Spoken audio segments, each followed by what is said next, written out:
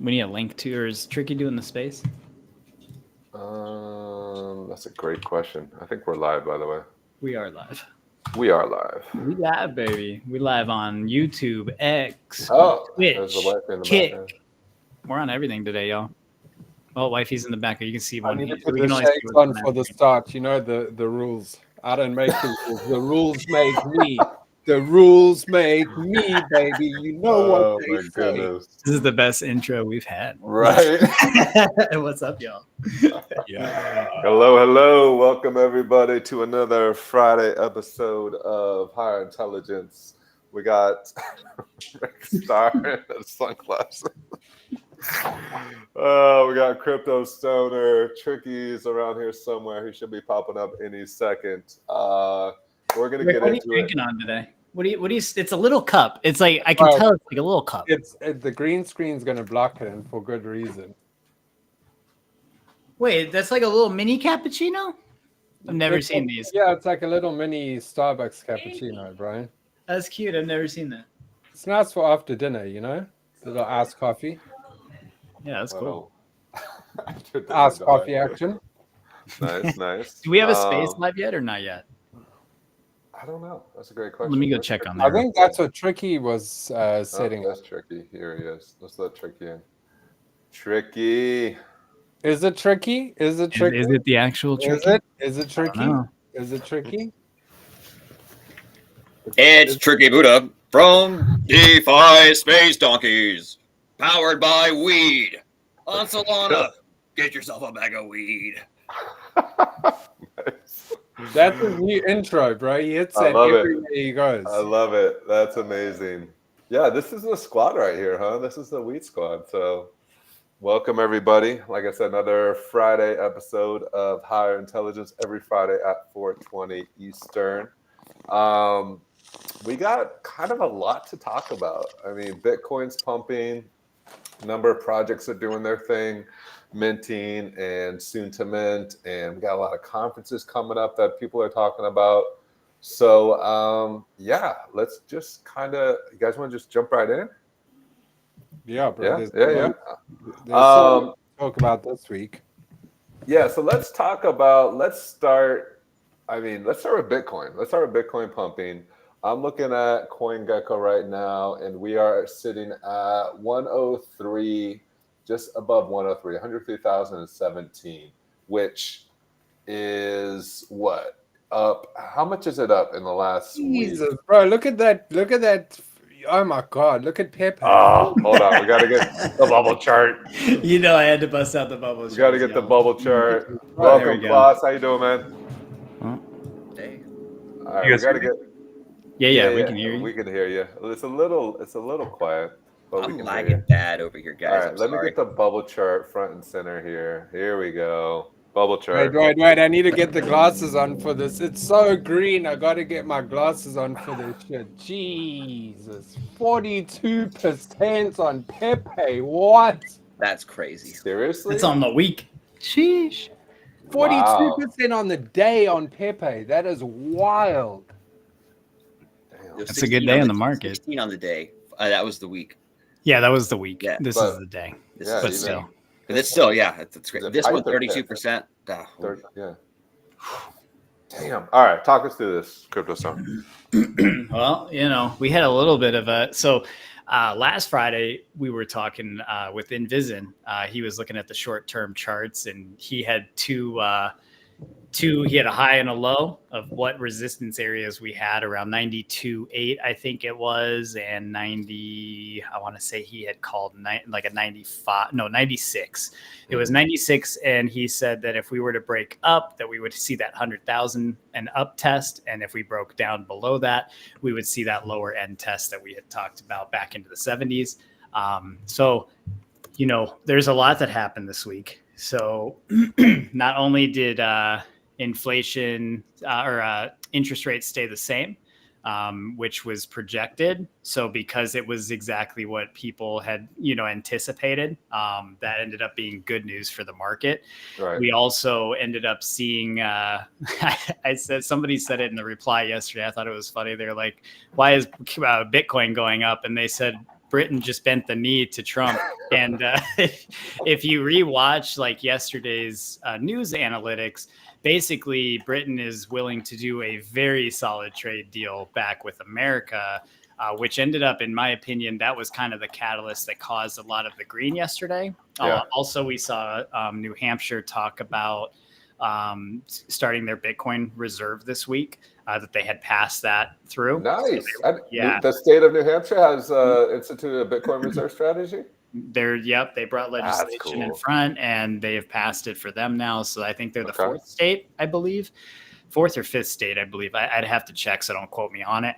But that, we're seeing a few states now that have also started passing things for that. So we're seeing a lot of positive this week. Now, we had talked a lot about lows, right? The low side tests. We will see a pullback, in my opinion, still overall in the market. Now, we had kind of talked about 77 to 73 on the last drop that we had, and we hit 74. My bottom was 73. My top of that low test was going to be 77. We hit the 74. So with that, we know where that bottom range was. Now, with the resilience we've seen, and it going back above 100K here this week, and especially with the sentiment right now, we could still see that anywhere from 15 to a 30% pullback. It just isn't probably going to be in that low 70 range now. We have seen the upper highs hold in the resistance, which is very bullish for us, because that means that we didn't break down last week. We actually went up. So now wherever we fall from, it's going to be that 15 to 30% fall from here, where we're currently at, which now that we're sitting over 103,000 throughout 24 hours now, we've been above 103 about. So that is very, very strong on that side. So I do see that also. I'll pull it up real quick, the fear and greed. Whoops. It is not there.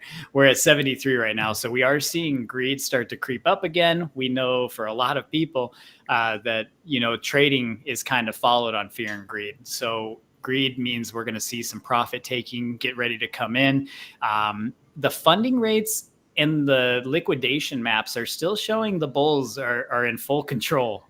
So as of right now on the short term, we're seeing a lot of resilience and not sell off yet. But with that said, because we're in this greed territory, and we're probably going to see that creep up a little bit the longer we stay above 100,000. Once that breakdown happens next, we talked about this before, the next time we see a scary drop, I think it's the last drop that we're going to see. So we are still going to see some kind of a resistance test. We'll kind of update those numbers as we see everything kind of play out now. We also have to remember that we're in the middle of that tariff freeze. Even though we're seeing good news, that's not to say that something pops up one more time in the news, that media manipulation we talk about, that kind of gives you that scare. And then we'll see that one more scare, another sell-off. But overall, on the macro side of all of this and global liquidity, we're seeing healthy charts and markets globally again, like overall. And we're seeing these numbers coming in of interest rates, inflation. I know the jobless claims were a little high last week, but we saw sell-offs over the weekend. I think that has been eaten up now on the side of the market fear. So yeah, I think that we're seeing a very resilient market, and we're seeing really healthy investor holds. We're seeing a lot of holding and a lot of keeping these. We're just seeing those top sides be constantly having more pressure up there. So it's very bullish. I think that, again, by the end of May going into our July, August, it's going to be very euphoric bull run time. We're going to be seeing that Bitcoin dominance fully come back. And just to kind of reiterate that part, where we're at in the bull run phase, Bitcoin still has dominance. It's going to go into price discovery one more time. It is going to see its all-time highs get, in my opinion, I think we're going to see it blast past that as we get into the second phase of the bull run here. And with that will then start to transfer into Ethereum dominance over time as Bitcoin runs its next course up and whatever highs we see. Then we'll start to see the Ethereum and altcoin dominance, and we'll see that start to pick up for that season, for alt season.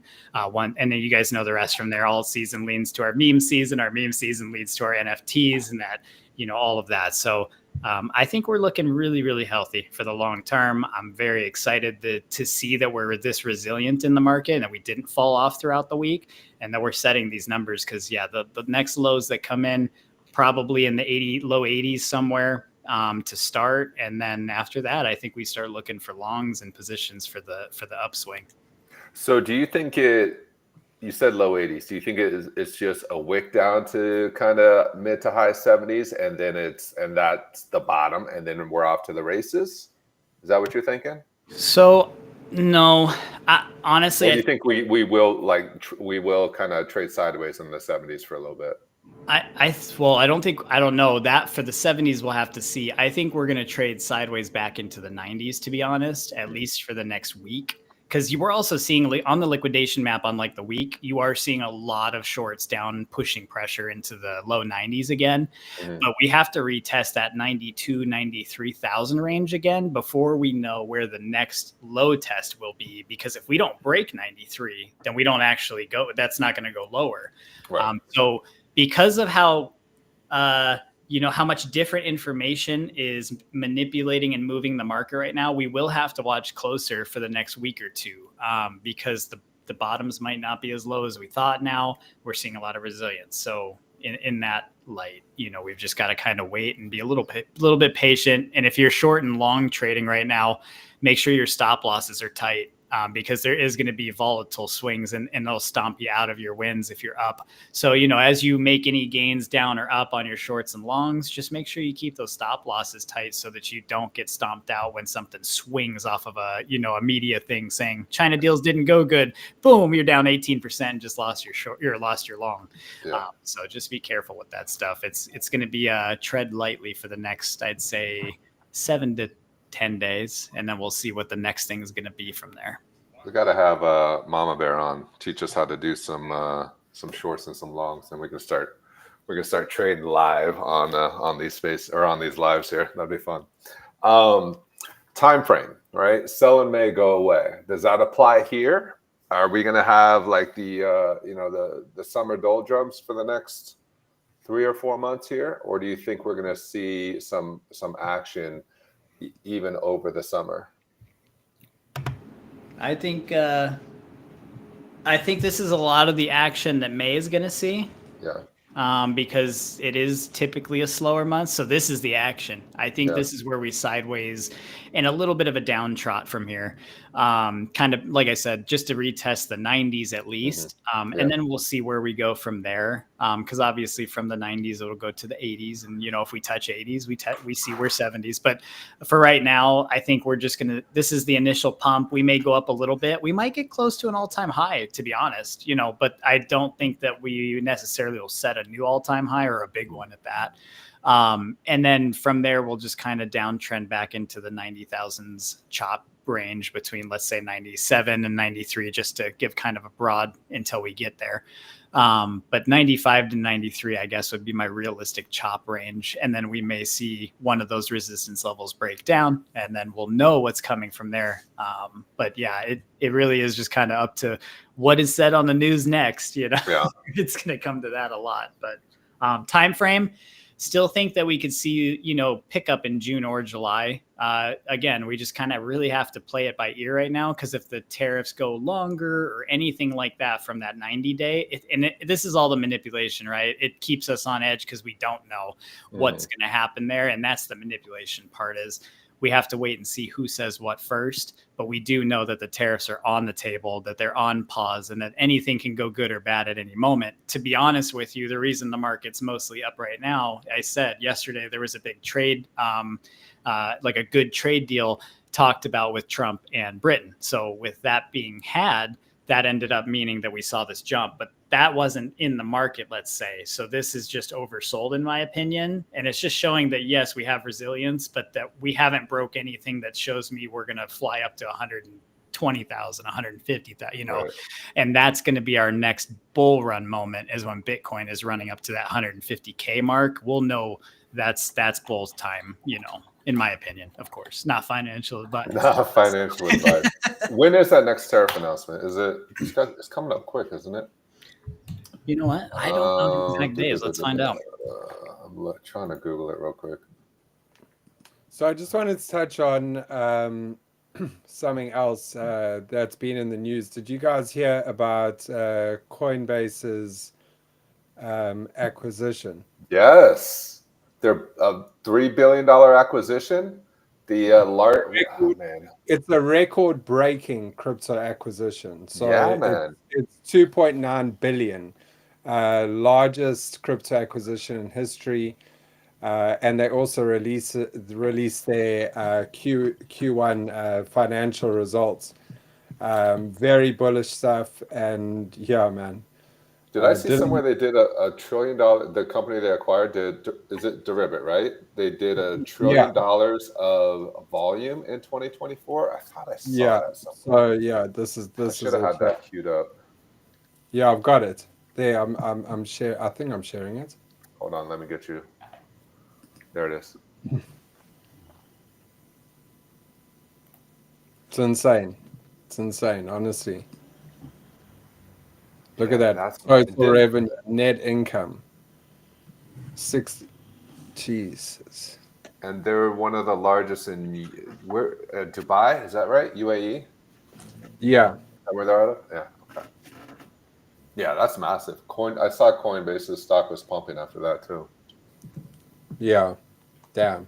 I think Big we're going to news. start to see more of this. I think we're going to start to see more M&A activity, more of these mergers and acquisitions as people try to gobble up, market space. It's still fairly early in this industry, and I think we're going to start to see these big players start to acquire and start to just dominate in the space. That's Oh, and I saw that too. Bitcoin is now above Amazon as far as market cap. yeah.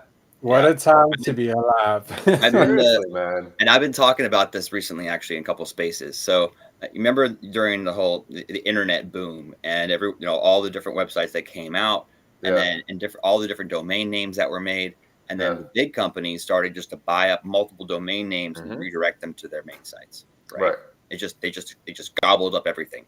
Well, Right. what does that look like in crypto? Yeah. And I And thought blockchain. about it, right? Because imagine you've got a bunch of dead coins out there that people they're holding still. Maybe one day something will happen, right? Right. All these dead coins, but they still have communities. They still have holders. Yeah. Now imagine wrapping all of these different communities' coins and then bundling them into one asset and creating a new community with all these holders Yep. in one token. That's fundamentally wrapped by those, right? So you have all that liquidity now added to one pool, and all these tokens distributed to all those old holders. You could actually really empower in numbers, merge all these communities, and then as you get another community, you rewrap and redeploy, kind of like remerge. Smart DeFi, and there's a couple other protocols that I've been talking to recently, to actually do this and to do this in an easy fashion, because we could do that with a couple of our brands as well, right? Yeah. Weedcoin and THC or something like that. But that would be able to combine forces in a way that's an equal distribution, right? And you have to, every time you do it, you have to rewrap, merge, and redistribute, because or you can't just add somebody and then print new coins. That's what we're trying to avoid. Right. That's what the US, that's what the normal monetary system does, right? They just reprint more. But I don't want to dilute or have the wrong ratio for the existing holders. I want it's got to be a way to collaborate. And then that could just keep growing exponentially. Yeah, the evolution of that is going to be interesting, right? To see how M&A activity is applied in the blockchain space, given the limitations, that's the wrong word, but given the restrictions maybe of smart contracts and the fact that you can't just keep printing money, right? You can't just, keep printing more coins or tokens or whatever. So that is going to be interesting. And it's like Rick said, we're early, right? We're so early in this space that we don't know what it's going to look like in 5 or 10 years. And the analogy I always use when I talk about blockchain and the evolution of it is Netflix, right? When Netflix first came out, you got the CDs in the mail, or not CDs, Jesus, DVDs in the mail, and it took forever. And then they were scratched half the time. You couldn't even watch them, and then you were pissed. Then they came out with streaming, which was cool, right? but then you had the buffering and it took forever and that was annoying. But now, like I don't even remember what it was like, because now everything is streaming, right? You got Netflix, you got Hulu, you got HBO Max, you got Disney, like, and now it's ingrained in every part of our everyday lives. But the pain we had to go through to get to that point, that's where I feel we are now in blockchain, right? We're in the scratch DVD days, right? Where you have to get the wallet and the seed phrase and all that bullshit. We were talking about that earlier, like how difficult it was when I first got into crypto in 2021, right? You had to download the wallet and get the seed phrase, and you had to figure out how to get cash into your wallet, and then you had to figure out how to convert that into your Ethereum, maybe, so you could have gas to transact, and then you didn't want to send a coin from Ethereum to Solana because then you just lost it and you were fucked. Like, that is fucking hard. It was so complicated when we first started this whole thing. Right? And it's getting easier and easier. Soon it's not going to, like, there's going to be so much cross-chain functionality. Well, there already is. Like, we have all the resources. A lot of the resources have already been made. Just people don't know about them. Like, they're not properly being marketed, or they're just not, they're good ideas, but they don't have a complete team, right? Right. So, but as these big dogs are coming in and more people consolidate and team up together and collaborate, anything's possible too. Like, if you can think it, you can code it. So so now we're in like the V2 buffering stage. days. Yeah. Like, but if you look at like the adoption curve, we're right before where it ramps up. Like, we're right in that little curve, right? I think that this next year is going to be one of the more drastic turns, and then it's going to kind of smooth a little bit. I think we're still going to have some of the same cycles, but not nearly as much as we did last time, as far as the ups and downs, the volatility. We're gonna see so much onboarding from institutions, and it's not like political in any way. Like, both sides like it. Everyone has, like, if they're into tech, they're into Web3. They understand where this is going. And most of us are early adopters here, right? We got in when it was a Wild West. It was more like, tribalism, and a little bit of tribalism and a little bit of just like really geeky, like mining technologies and people who are into computers that got into it. And then, the black market activity, right? Which didn't help the reputation. But now we're seeing, real institutions and the normies, they're coming in. Everyone is learning that this is not really that big of a deal. It makes sense. And we're getting better at explaining it too. That's the main thing. Yeah, I still think Larry Fink is just in the background pulling the strings on all this, but you got BlackRock up there right now. What does that say? Justin, $10 trillion asset manager of BlackRock meets with SEC crypto task force to discuss staking options, tokenization, and ETF approval standards. Fucking BlackRock, dude. And actually, they don't miss. BlackRock, they don't miss. They've missed once. They're like 501 or something on ETF approvals. They don't miss, which is insane. So if BlackRock applies for an ETF, you know what's happening. They grease the right palms. Oh yeah, they're a fucking $10 trillion asset manager, which is bananas. Crypto starter, I forgot to ask. So right now we're at 103. High is what, 107? Is that where we topped out at? Somewhere around there? Yesterday? Yeah. It was like. So where do you see Bitcoin topping out in this cycle? Is it 150? Is it 175? Is it 200? Like, what is your conservative estimate for Bitcoin? And then what is your, like, to the moon fucking bananas top end estimate? I like that. All right, let's say, so conservative, I'd say 175 to 150. I think that we see a 150, maybe 125, like sitting after bull run, like, after the bull run. So that's where it settles. When all the dust settles, we'll be at like 125.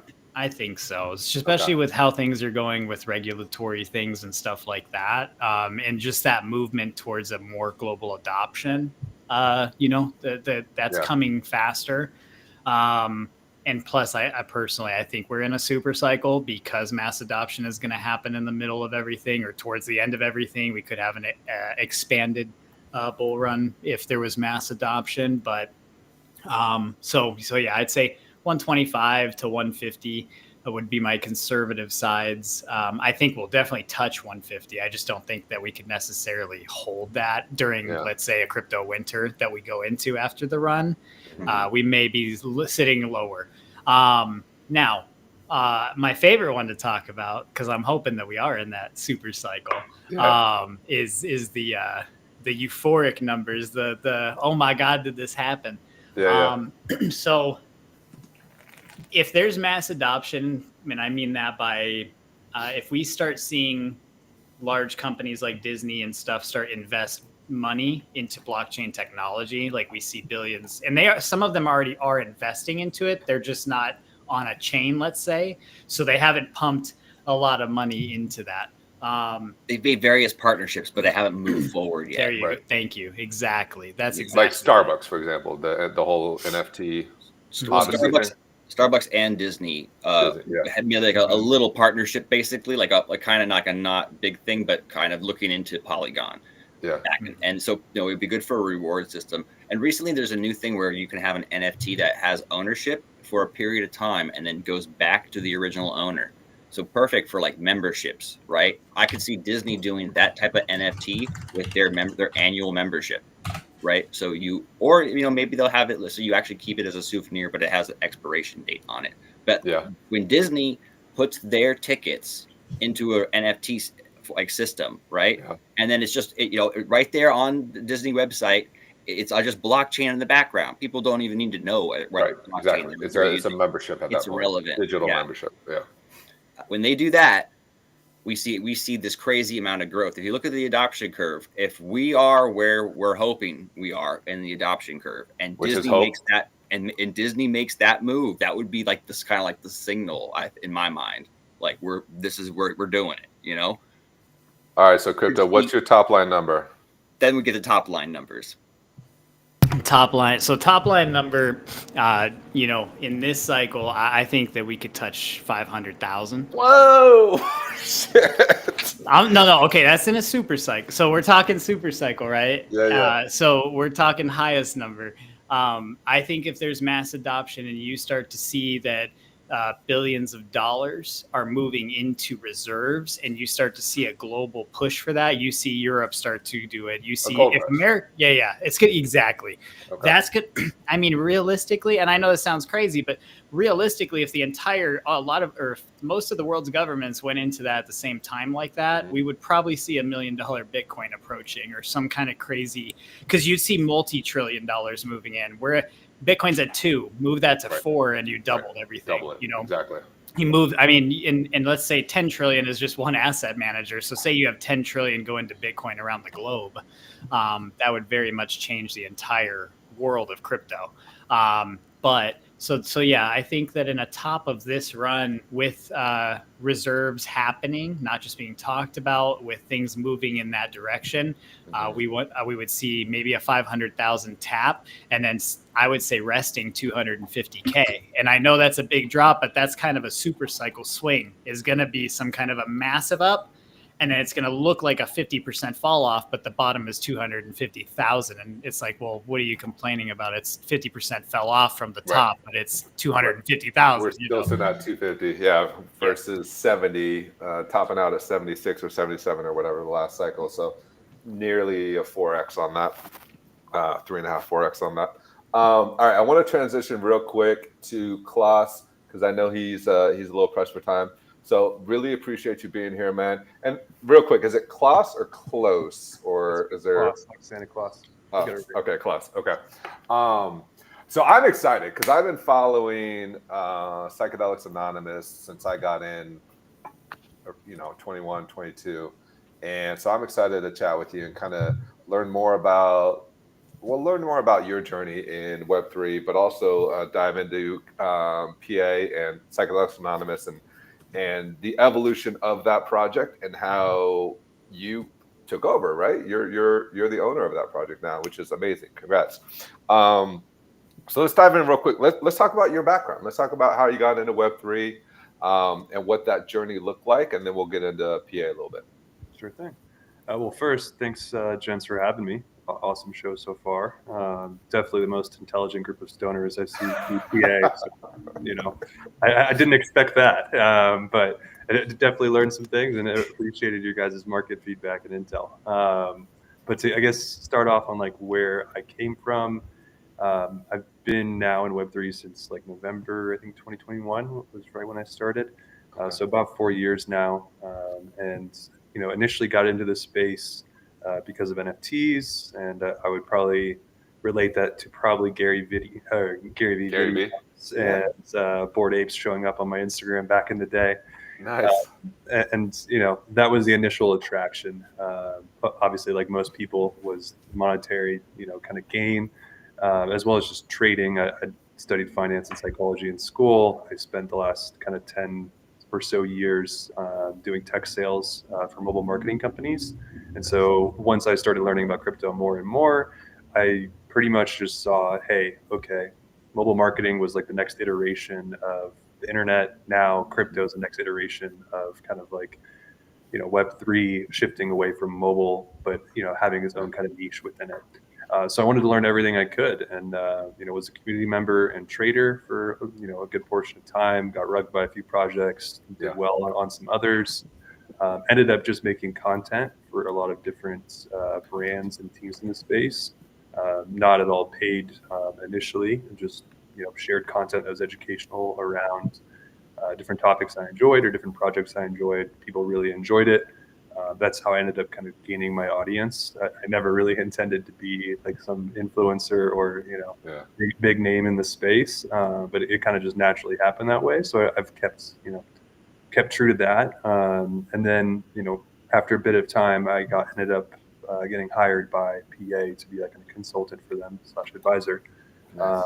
Then down the line, I kind of shifted my energy towards doing some other things in the space because of just the lack of attention on NFTs. Mm-hmm. So I worked for a few DeFi brands, a few different kind of consulting meme coins, and then now kind of potentially very soon working with a large trading platform. So from my side, it's been all over the map.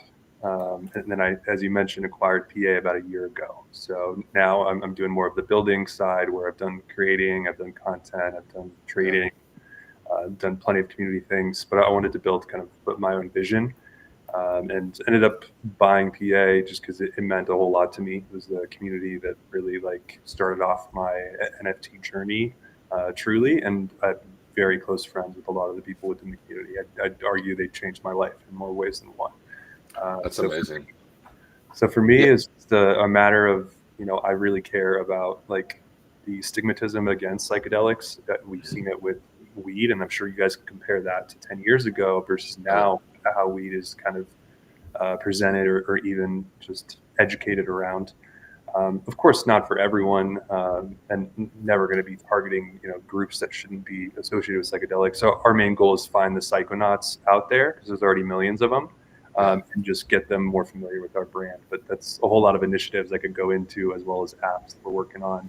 Oh, and you're showing off the website. That's yeah. If you guys haven't seen the Psychedelics Anonymous art, he's scrolling through now. The PFPs. I've always thought the PFPs were amazing. I always thought the art was amazing. And like you said, kind of what you guys stand for is really kind of awareness and education around psychedelics, right? Mm-hmm. And just being that kind of growth, like global growth community for psychonauts. There really isn't like a single standard for it. So that's what we're hoping to be, is like the digital psychedelic community. Of course, we're crypto based, and see a lot of alignment there with like decentralization of control, shifting of patterns, and there's a whole lot of other ways you can kind of touch on the similarities between psychedelics and Bitcoin. But everyone I know that's like an early Bitcoin OG whale generally has some association or affiliation or knows of psychedelics. I got a whole lot of work ahead of me. It's not easy, bringing a NFT brand back into the light, and ultimately a lot of fun things challenge wise with acquiring a brand versus starting my own. So plenty of learning lessons along the way. Yeah, so talk through that. So what did that, I mean, can I call it kind of a CTO, or like, I don't know what the correct phrasing would be. Acquisition. Yeah. Okay, so how did what did that acquisition look like? Had the project kind of petered out a little bit, and then you came along and wanted to reinvigorate it? So can you talk to that a little bit? Sure, happy to. So last Ethereum Denver, I think it was last year's Ethereum Denver.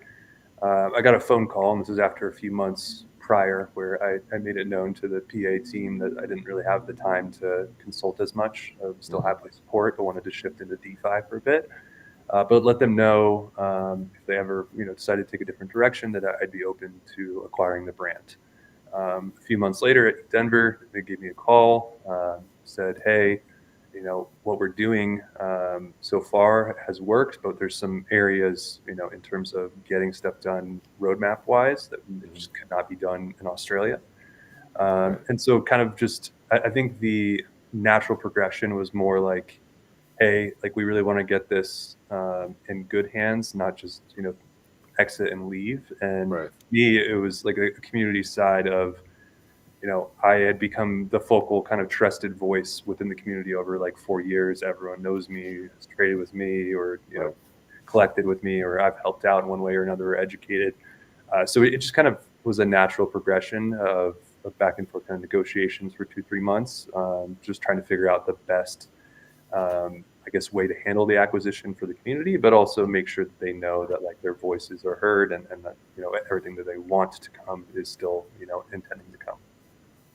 That's awesome. So what is on the roadmap for you guys? So now that you've taken over the project, what are your goals for the project? What do you mentioned an app. What else do you have on the roadmap for Psychedelics Anonymous? For sure. So one, I particularly don't like the word roadmap. Sorry. No, you're fine. But I just think if we ultimately look at a whole lot of these brands over the last 4 years, roadmaps generally never work out well, because we see how fast the space shifts, how attention kind of can shift in a week or two. So for me, it's a lot more focused around rebuilding the foundation. So kind of touching on like our points integration system, rebuilding that out, our new rarity tool that kind of handles on and off chain data, rebuilt that out, worked on a new gallery to kind of explore our art or our traits at more like a minutia level. And then now kind of hitting on kind of what you're saying is apps and products. So ultimately, once I kind of finalize flushing out the foundation, and probably will do it relatively soon, we're working on kind of multitude of different apps that I've either helped code or kind of worked with different people on. One of them is going to be more of a niche psychedelic product. Okay. So I don't necessarily want to lay all my cards out on the table. You guys will see it, but I would compare it to, and I'm sure you guys are familiar, is Weed Maps. So we have our own approach with psychedelics that we're planning on taking. Nice. But I think could be very excited for that niche. Very exciting for that niche in particular. On the other side, working on an AI art app, which maybe some of you guys have seen me take over the timeline last few months with different edits or pieces of people. But I've been working on a different way for creators to communicate via art or derivatives of their own. Nice.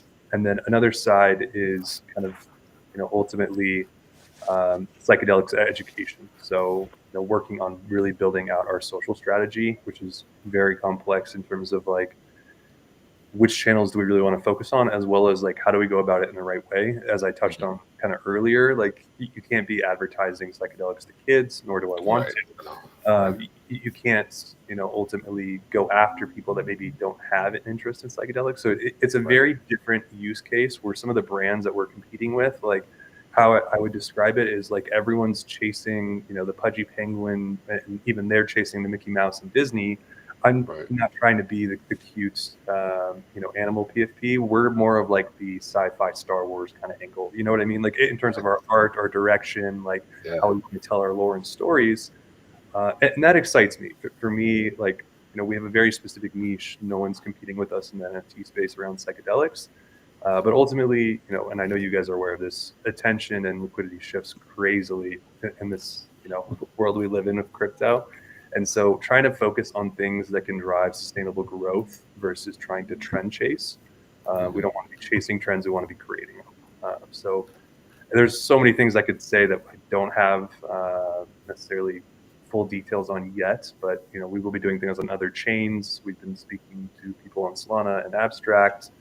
We also have, for any of you that are holders, we have some extraneous NFTs we need to get rid of. So we have a plan for that, or we've been working on with partners around. But yeah, I mean, just a whole lot of things. But if I was gonna sum it down into like simple, very kind of digestible pieces, I would say simplicity. So burning, getting back down to our core of psychedelics. Then the other side, distribution. So whether it's apps or social media or products or merch, just getting our name and our brand and our IP out there more. And the third piece, kind of just, I would say, education and utility. Ultimately, we've done things like podcasts with some of the biggest psychedelic leaders or researchers. We've done global retreat discounts for people if they want to go participate in a psychedelic retreat or venue. So I think from my side, it's trying to take all of the wonderful things that we've done over the last few years and kind of just regurgitate them more and more simply until we get to that point where every psychonaut knows our name. That's cool. Speaking of that, I haven't watched it yet. I'm going to watch it after the show because I just thought. But the TED Talk, can you speak to that a little bit?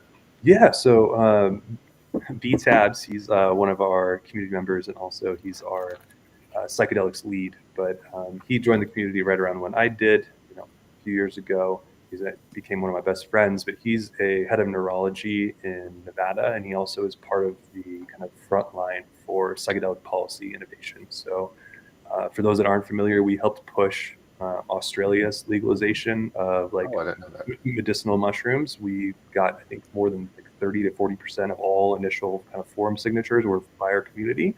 And so that's another goal that we want to help with, is like driving policy or legislation changes for stigmas or for medicine or for just decriminalization.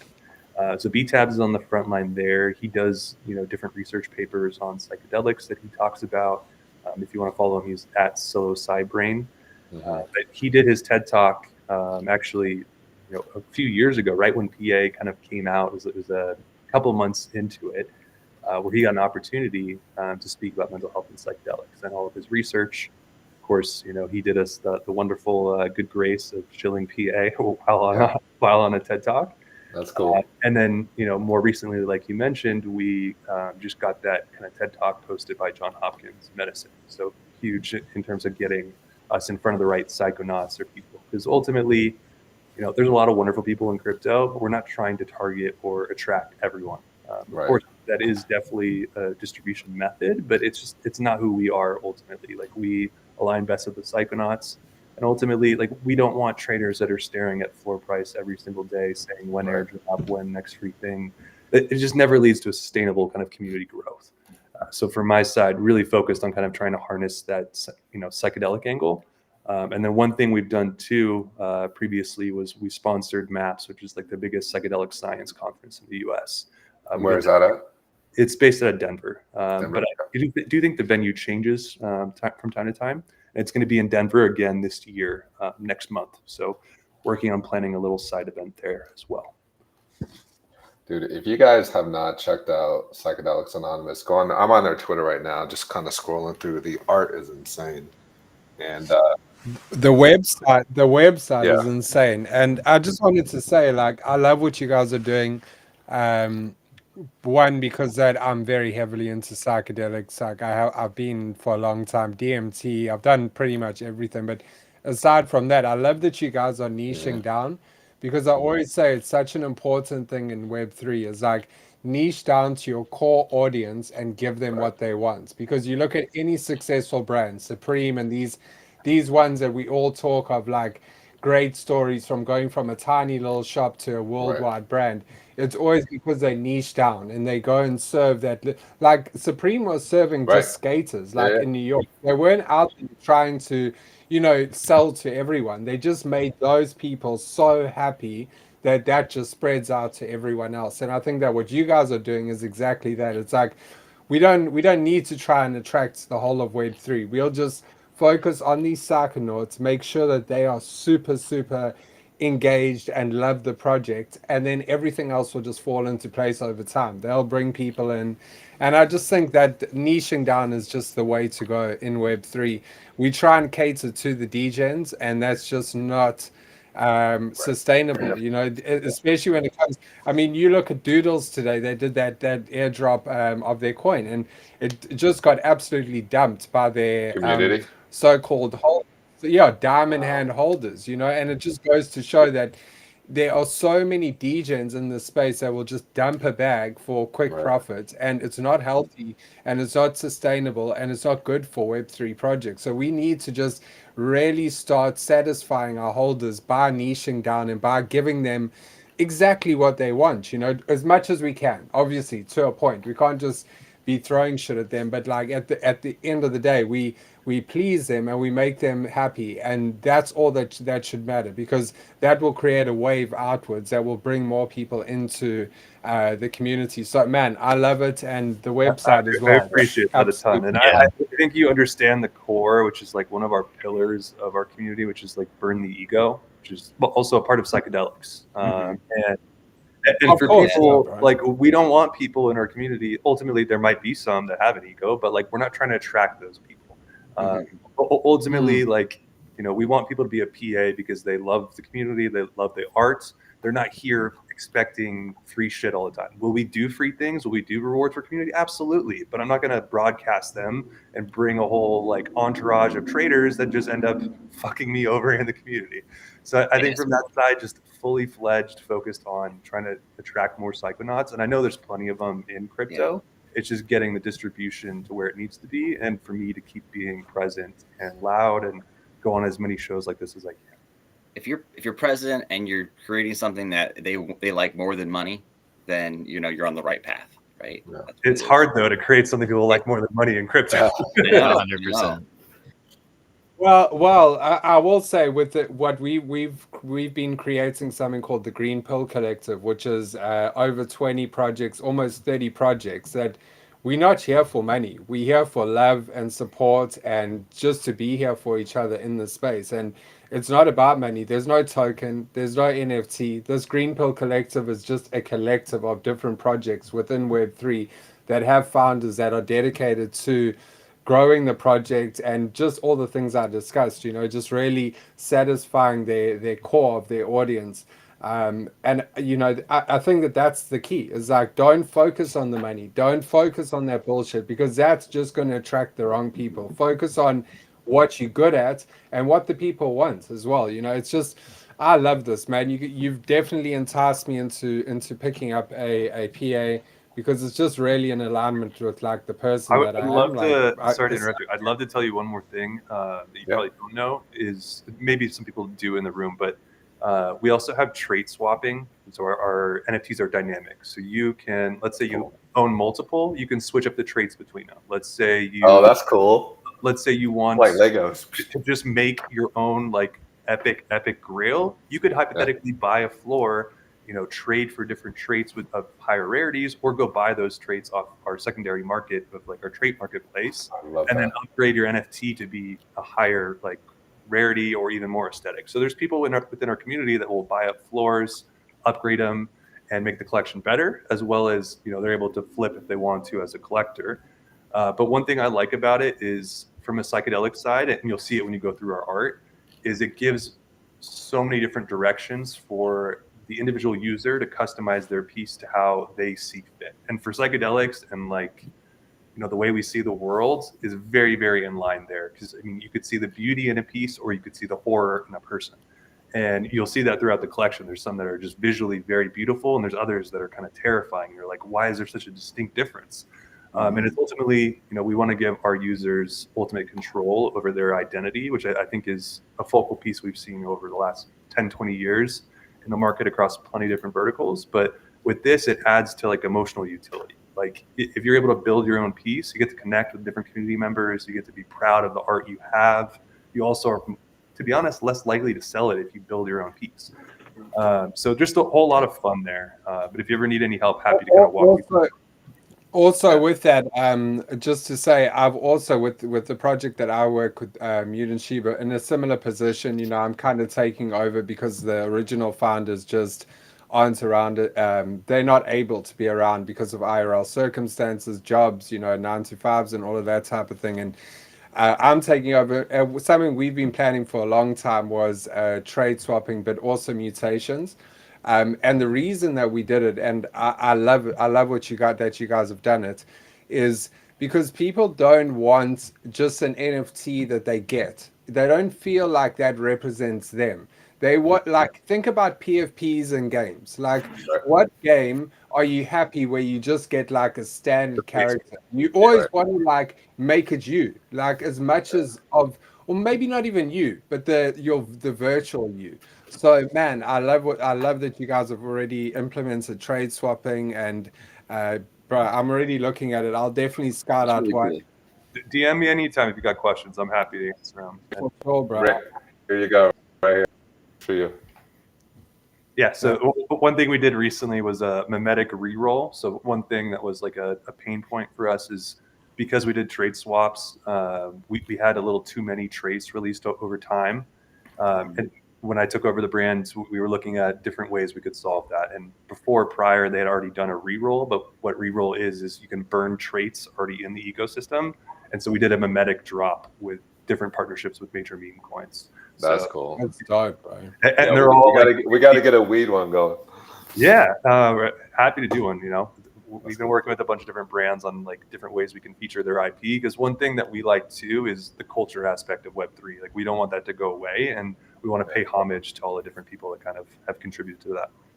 Nice. One more quick question: Have you the project originated in Australia, correct? Yeah.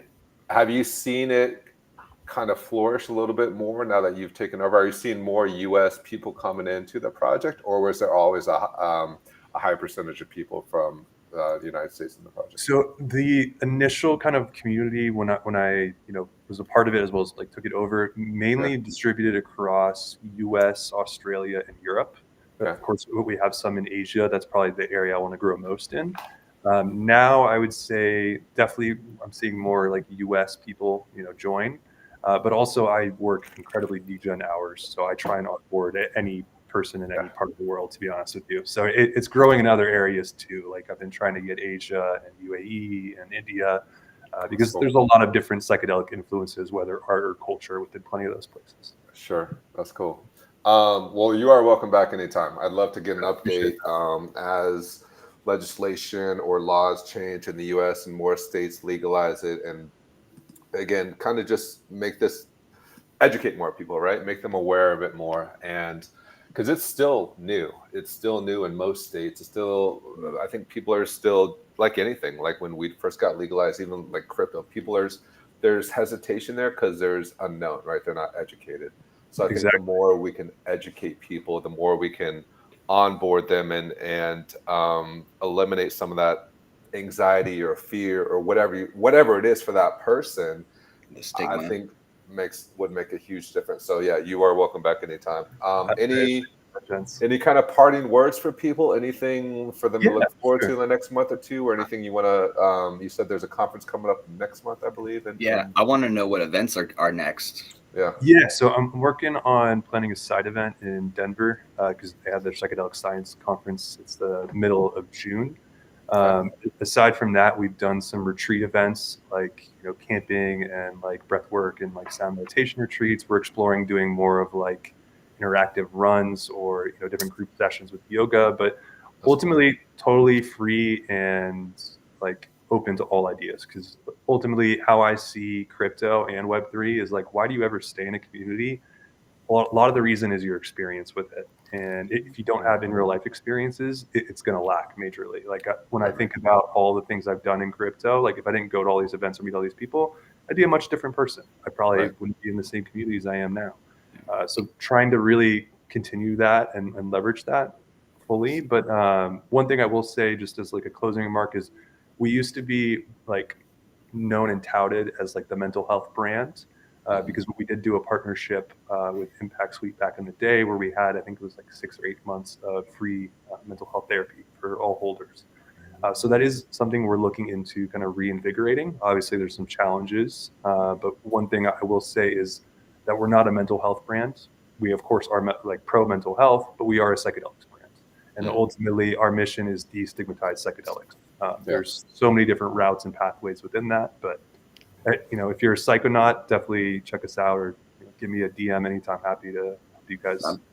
I'm super curious, man. I love the art. It looks great. I love the idea that you can upgrade all these things. And the doctors, I've had my doctor even bring up psychedelics now on a couple of occasions for treatment of various things. So it's we're at a cusp. Like things are changing like drastically with all the marijuana laws, and that's just kind of opening the door for a lot of people. Are just more open minded in general now. So.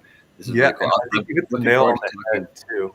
It's just like I would argue in some ways, Psychedelics Anonymous was ahead of its time. Psychedelics is just starting. Like it's only in a few states like legalized or decriminalized. Like imagine 4 or 5 years out from now.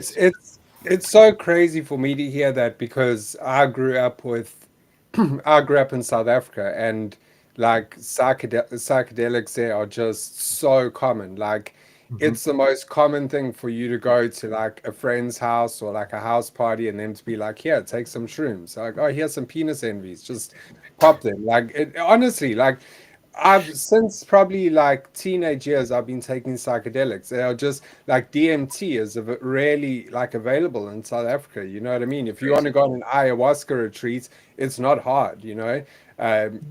LSD is just Hoffman's stamps. Some of the best LSD that I've ever had in South Africa. So, man, it's just crazy that like you guys are only coming into it now, and it's just. It's a whole nother world, man. It's a whole nother world. One thing I love though is just how open you guys all are about talking about it. Because one thing that like when I change like the mission statement to destigmatize psychedelics, like that doesn't happen without people having conversations and being open. Like I've done psychedelics or you're talking about trip experience. Of course, we're not looking for like people to just talk about their craziest trips and like crash on the stream per se, but ultimately, like we don't make progress unless there's conversation being made. And you could say the same thing happened with marijuana. And I want to see more people talk about it openly because the end goal for me is people don't get job opportunity. They don't get treated differently. They don't get looked at all weird if they mention they do psychedelics. I think we need to emphasize that point. And I apologize if I'm keeping you, but psychedelics doesn't necessarily mean going into fucking the jungle and doing ayahuasca, right? It can be microdosing, right? It could just be taking a little. I don't know what the milligram dosages are. Can I say something quickly? DMT is 15 minutes. It's 15 minutes in and out. And when you come out of it, it's like psychedelic bungee jumping. That's how I would say that's kind of what it's like. You boom, you in deep, and then you just straight back out. And I think if I was ever going to say to anyone that was going to do ayahuasca, I'd say maybe try DMT first because it's like a little bit of an intro. But I just wanted to say one thing before you pop off. I just wanted to say that for me, and I don't know if this is kind of, you see this, I think that psychedelics really are a GPS for your soul. And for anyone that hasn't taken them, I think that that's a good way to explain it. It's when you've taken these psychedelics, it kind of gives you more purpose. It gives you more meaning. It makes you understand a lot of your past. And I absolutely, I think that it's helped me grow so much as a human, and just find myself and just come to terms with a lot of like the problems that I've had in life. And I just think that education is the way, for people to understand that most of these things have come from the ground, it is from the earth, it's from the universe. So why would the universe make anything that's bad for us to consume or that wasn't supposed to be consumed? Stoned ape theory, you can go back to that as well. It's just, man, I love what you guys are doing and I fully support it. And yeah, man, just congratulations on just sticking to your guns and just, this is what we're doing and we're going to keep going forward with this. That's big respect on that, bro, because it's not easy, especially when it comes to like psychedelics and stuff. There's a lot of bad stigma and stuff from the 60s, and we all know why that is. It's just because they didn't want people to have their minds expanded. They didn't want people to think for themselves. So they made all this shit seem like it was so bad, so that people wouldn't touch it and expand their minds. It's like if you throw and control people who are thinking. Bro, if you throw a stone into a lake, you know the ripple that goes out. Weed is like a small little like a small pebble. Mushrooms are like a little like brick. Ayahuasca is like a massive boulder, and each time that ripple that goes out is your consciousness expanding. Let me just say that. So weed will make a small ripple. It will expand your consciousness, but to a certain level. Mushrooms will make it go out even more, and DMT and ayahuasca will absolutely expand your consciousness to like beyond belief. So that's the way that I always like try and describe it to people that haven't ever partaken in it. I hope I'm not trying to make it sound juicy to anyone. Do your research, but I am also just saying we need people that will speak good of these things, not just the people that will speak bad, people that will speak out and say, this shit changed my life. It helped me. I've been through some bad shit in my life, and psychedelics helped me come get an understanding of that time in my life. Yeah, and just you hit the nail perfectly on the head. Sorry to interrupt, but just, you know, the goal for me is not to convince people they should take psychedelics. It's to connect the people that already do, or that maybe want to become familiar with it. Like, we're not trying to convert people that are never done psychedelics in their life into being huge psychonauts. So that's not the goal. Will maybe sometimes that happen? Sure. But like our goal is focused around, like you said, the people that are familiar with consciousness, spirituality. And, you know, ultimately, do I think it's for everyone? No. Do I think it's for the people that have the right intentions, the right setting, that know what the fuck they're doing? Absolutely. And to your point, that ripple analogy was on point. Like, I haven't heard it better described, but yeah, it's very much, there's different psychedelic substances for each person, and you cannot just rush into them or jump into them all at once. Right. Nor would I say that every single one is meant for every single person. Like, be wary of your research. Like, I know people that have done too much and, you know, changed them, like not for good. So also look into microdosing. There's no reason for people to just, you know, take 3 doses of acid and be like, whoa, I heard about this online. That's a dumbass approach. Well, the thing is, we live in a society of abuse. So like with alcohol, you take moderation. You take as much as you can to get drunker and drunker and drunker. Whereas with psychedelics, it's not like that. Like, there's a set level that you take, and if you go past that level, it starts getting a bit crazy, you know. And I guess it is the same with alcohol. You can push yourself, but it's not about gluttony with psychedelics. It's about knowing your dose and understanding your body and your consciousness. And you being self-conscious is the most freaky thing to people that have never been self-conscious. That's why there's panic attacks. And they're like, oh my God, I'm having a heart attack. No, mate, it's just the first time you can actually feel your heart beating, because you can actually feel your body. Your consciousness is raised. So you're more self-aware. So you freak out. That self-awareness is scary to some people. They've never been alone with their own thoughts. There's social media, TV. Perfectly again. But I just want to add, like, the best way I can put this is for psychedelics in general. If you're someone that does not like learning shit about yourself or analyzing your own flaws or being hypercritical of yourself, you're probably going to hate psychedelics. I'm just going to be honest with you. But if you're someone that is always trying to learn, how can I be better? How can I be a better person? How can I be a better family member? Like, what trauma is holding me back? That's the type of people that generally associate with psychedelics. Because ultimately, like, we're not trying to change people that are already, you know, fine-tuned. We're trying to optimize people that are hurting or struggling. Yeah, big facts, bro. Dude, this has been great. I love this. Thank you for coming on. This has been like one of my favorite shows so far. So thank you. Really appreciate it. Happy to come on anytime. We also did a cannabis podcast as well. If you guys want, nice. I'll send you the link. Nice. Awesome. I did a 24-hour one on 420, and it absolutely ruined me for about 3 days after. So yeah. But yeah, let's definitely link up more, because you guys seem to have the same kind of mindset as us. And yeah, bro, this is like the people that we like to be around in Web3. People that aren't always just talking about price action, that are actually talking about life and different experiences. It's just, you know, every day is a blessing when you kind of connecting with people like that. So yeah, man. I love talking to the Green Pill Collective, and they all end up talking about like their passion for mental health, or for helping, you know, wildlife or conservation or science or research, and that's just I love that commonality that we're doing something else like that's helping our passion. And I'm glad you joined us today. This was really cool.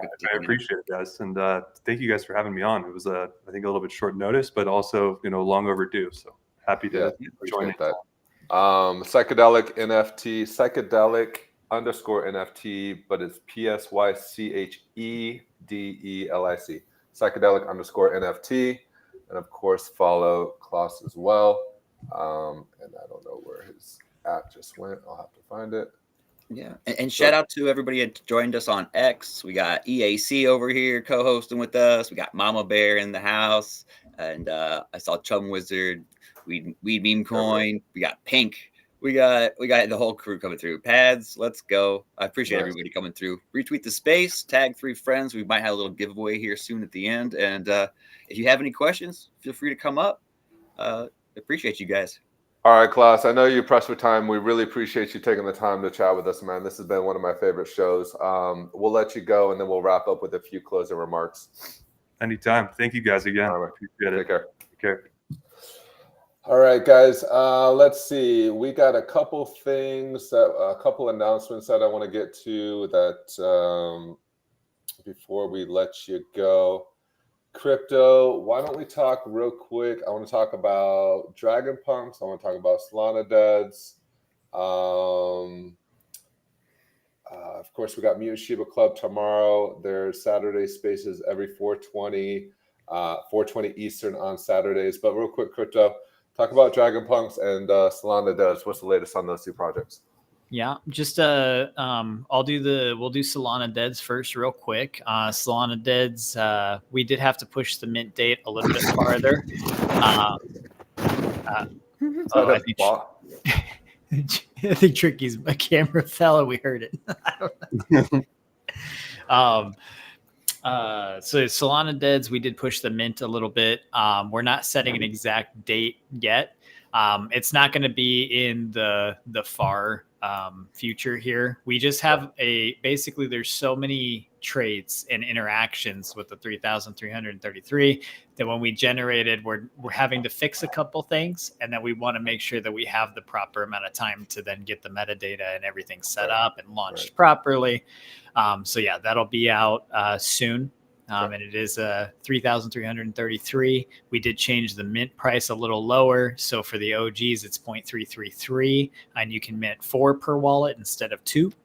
And then on the whitelist, it's 0.444. And that is going to be 4 per wallet instead of 2 now as well. And then the public is 0.555. And then that'll be unlimited. You can mint as many as you want at public. So then just wanted to give a special shout out to Dragon Punks and their mega space that we're going to have tomorrow. Dragon Punks was on Blever's Launcher. They're an abstract project. They had 3,333 dragons. They started, I think it was about 6 weeks ago. And they just minted out last night. So they are all done. The freeze has been lifted. Now they can be traded, sold, and swapped. We're seeing some activity on that already. So that's been really cool. I just wanted to give a congratulations to them because they also push the GPC and what we're doing quite a bit. They put everything and they partner with everyone inside of the GPC. If they have a space, like they've got Quack and everyone coming on tomorrow.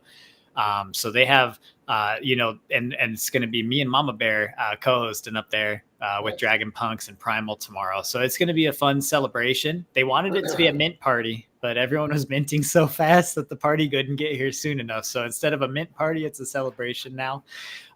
So that'll be fun. Excited for them. And they have a lot of other things coming, and they're dropping some information because they've been partnering / talking with D-Bros. So we get to learn more about that tomorrow. Okay. Sweet. That's another one. This is another project where I love the art. I mean, this one. Yeah, that's mine. Is it really? This one here? No, the other one, the one right below it. That's my first mint. Yeah. That was I posted that because it was the day they went live, and so I posted that. I said they weren't going to last long when they went live, and here we are. I mean, look at the detail on this. I love the wings. I love the demon wings in the back, and whatever the shirt, and then the crystals coming through the leather jacket. This is another project where the art is just really cool. Yeah, I love the Green Pill Collective ones they made. Yes, I Yeah, love the so Green cool. Pill Collective. Yeah, Nick, if you go back for just a sec and you go up one more, up or down, right here. right there. Yeah. So that is actually courtesy of Dragon Punks. They made a Green Pill Collective background and added that into the collection. And those are all one of ones. So only every one of those that's in the holder's hand is a GPC founder, and they're one of ones. So these can't be mint. These couldn't have been minted out, and so it's really cool. Super thankful for them to. They really see what we're doing, and we see what they're doing, and I think it was just it's one of the best collaborations that started with the GPC here, and Yeah, they just show us love. Facts. That's awesome. Yeah, the art's sick. I love it. So when you have a space tomorrow, what time? Tomorrow, well, it's I think it's after. at 2 p.m. my time. That's So gonna be tomorrow 5. I've got Chiba Saturday at 4:20 p.m. EST, and directly after that we run straight into Dragon Punks' after party. So I'll probably run for about 4. I might start at 4 p.m. EST tomorrow and then finish at 5, and that will run directly into Dragon Punks. So yeah, actually I'm gonna have to change that to 4 tomorrow because I don't want it to overlap. So from 4 p.m. EST, Mutant Shiba Saturday. And then straight after 5 p.m. EST is the Dragon Punks after party. So tomorrow's a banger, guys. This one's sick. I like this one. Yeah, also fun fact on those, the runes are going to tie into an October release called the Rotwings, which we don't know too much about. It's the villain era. That's all we know. That's cool. In October, there's a whole nother part of the project. And if you have one with a rune, it'll actually get more Rotwings when you get airdropped on launch. So there's a lot of other things that are kind of tying into a future growth that they had already kind of planned but didn't tell anyone. Also, they do story time usually every Thursday, and there's an entire lore. So the Dragon Punks founder does it in a dragon voice the entire time. He was actually in a metal band before Web3. I think he's still in a band, but he screams. So he does this really dope dragon voice. It just reads this whole story every week, and it's story time before we end the space. So, they just cool. So much good community practice and building that we're seeing from them, and very excited to see them just flourishing, off of a launch. So that's amazing. We need to do a space next or live or whatever. I want to talk more about abstract because I am very unfamiliar with it. So I'd love for you guys to educate me on abstract next week. I just got approved to be an abstract streamer. Nice, man. Yesterday. Congrats. We are streaming on abstract right now, and Primal Dark is in the comments, so he is seeing all of this. What a beautiful moment. What's up, Primal? So if you guys want it, we are on abstract as well. So today I think we were streaming on Twitch, Kick, YouTube, abstract, X, Facebook, and next week will be Ovi as well. I just need to get that set up. So Ovi.live, they're actually part of the Green Pill Collective. With them, it wasn't really a thing of vetting just because they have such a good name in the space. They've just been to Dubai conference. I'm going to meet them in person at NFC Lisbon as well.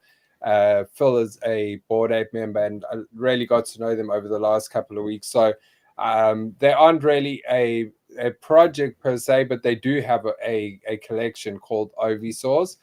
They've been really helpful to us, and I'm an ambassador for them now. So from next week, we will be streaming on Ape Chain as well. So really trying to get integrated with that ape chain community, and we love the apes, so the more apes the better, and looking forward to that. So if anyone can think of any other platforms we can stream to, please let me know. I would love to try and get us more, bro. I'm on Kick and Twitch today too, so we actually had hopefully that'll start to happen too, because we got Kick, Twitch, and Abstract's going to be big because that's Web3. So hopefully we'll be able to help grow a Web3 audience. Yeah, that'd be cool. I'm also on my YouTube and my Twitch and Arena now. Ooh, what's Arena? Oh, Arena So, as well. Arena is an AVAX thing, right? So what you can do is look at the link in my bio, the extended link in my extended bio on my main account, my Trickies NFTs account. There's a little referral code right there where you can take it and you'll be able to find my profile. Follow me right away. I'll try to buy your ticket if I've got any AVAX. And they just did a new launch pad where you can make coins. So I wouldn't let anybody else do the first, weed coin. So I had to deploy one yesterday. I had to don't buy it. Nice. Don't buy it. Get the one on Sol. Yeah, there you go. Do not buy AVAX weed. It even says that in the bio. That's hilarious. Yeah. Okay. So if you buy more than like $10, I'm gonna dump it. We can talk about that next week too. Yeah. All right, guys. Any other announcements before we let everybody go for the weekend? Contact me if you want representation in NFT NYC. I need to lock something down in the next week so I can book the rest of that. There you go. All right, this has been great. This has been one of my favorite lives so far. This is fun. Yeah, reminder, guys, Mutant Shiba Club tomorrow, 4 Eastern. Then right after that, Dragon Punks, 5-ish Eastern. And then follow Psychedelics Anonymous, connect with them. And yeah, if you guys are going to any of the like BTC 2025 or NFT NYC, connect with us, because I think we're gonna have some different people out at those events. So definitely connect with us. And as always, guys, if you guys, we want this space, this live to be about you. So if you have interesting projects you want us to connect with, interesting people you want us to connect with, we really want this to be about you guys and things that you guys are interested in. It doesn't just have to be cannabis or psychedelics. It can be, RWAs, DPEN, DeSci, DeFi, like all that fun stuff, right?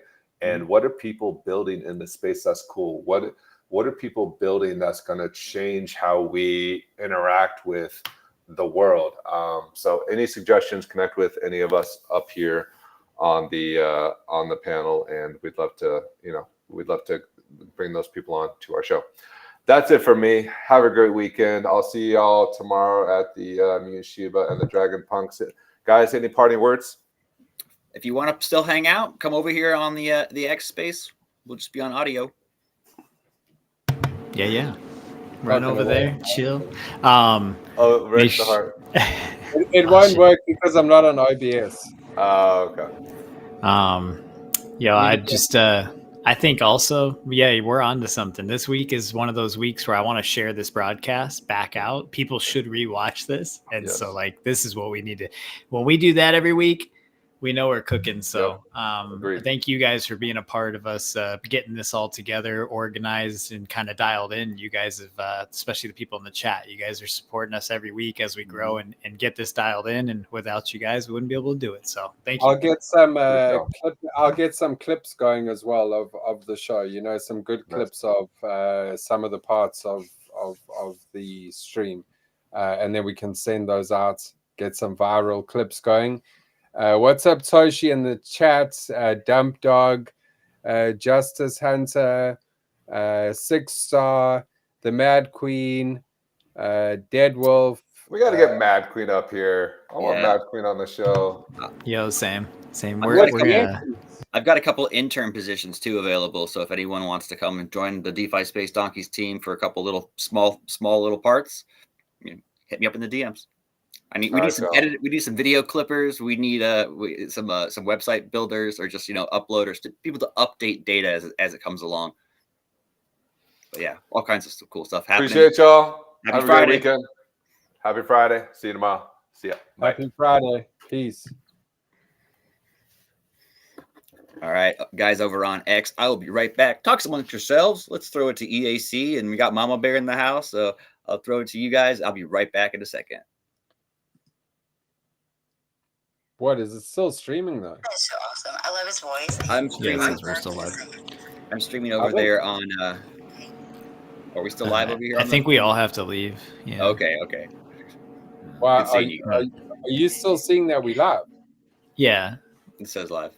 But I think when we all leave, it'll go off. No, I think that it's already ended. There's a delay, bro. There's like a 1 minute delay. Oh. So you have to wait for that to end, and then it should end